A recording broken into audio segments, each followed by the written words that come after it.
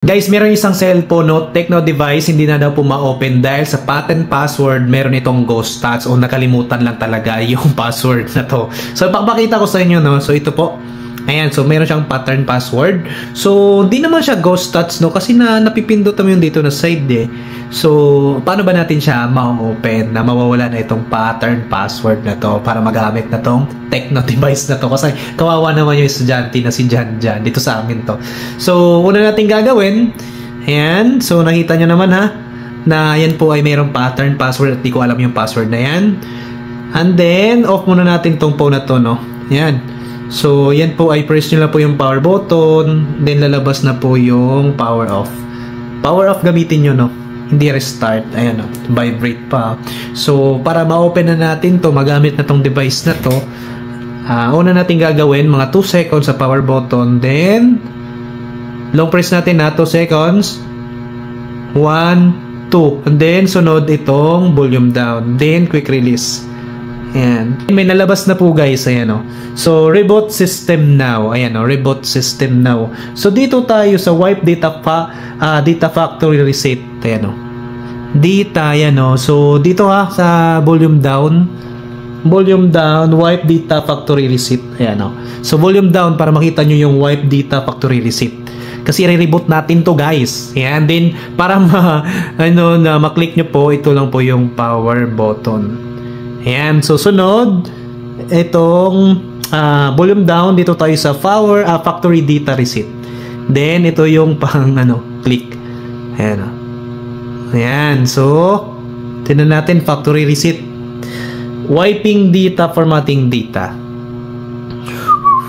Kawawa naman kasi yung estudyante na bata para matulungan natin para magamit na niya ang kanyang cellphone. Ayan, shoutout kay Jan. Sa mga Tecno device ito na nalabas na.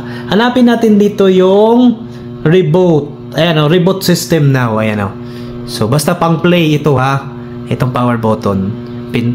Ayan, reboot system. Ayan na. So, dito guys, ay mawawala na yung password and then magta-try na tayo dito na mag-open yung kailangan may Gmail tayo dito para magamit na po natin yung ating Google account. Ayan, yung YouTube. So, pang login dito. Ha? So, kailangan may Gmail. So, goods na siya guys. Grabe. Kasi pag ganito guys, no, mayroong mga bayan talaga to sa mga technician. Minsan, naluloko pa yung iba. Kahit napaka-basic lang. Meron namang mabubuting technician, mura lang yung hingi. And then, meron naman pong wala talagang hingi. Parang ako lang, walang hingi. Tulong lang to guys. So, okay na yan guys. Reboot system na natin. So, dapat may Gmail ka para yan po ay pang-login nyo po dito sa phone nyo to. So, ito na. So, meron na siya pagpipilian. So, Filipino, Pilipinas, Spanyol, ayan. So, English, United States. Ito na lang, English na lang tayo para social. Ayan na, reboot na siya, no? Ma-open na natin Philippines. Ayan, nakaselect dapat sa Philippines. Kasi Pilipino naman tayo eh, nasa Pilipinas. Connect to Wi-Fi. So, meron akong Wi-Fi. Pero, ayan o. So, pakunikin ko na to sa Wi-Fi ko, ayan o. Kuya Chris TV. Ayan, so, pakukunikin ko na siya sa Wi-Fi ko. Yun nga lang, sa kanya yung Gmail dito na gagamitin, ha? Ayan, tingnan natin. Save Wi-Fi. Connect na siya sa Wi-Fi ko. O, ayan o, connected na. Ayan o, connected. Ayan, so, ayan, so, basa. Then, tap, then, next.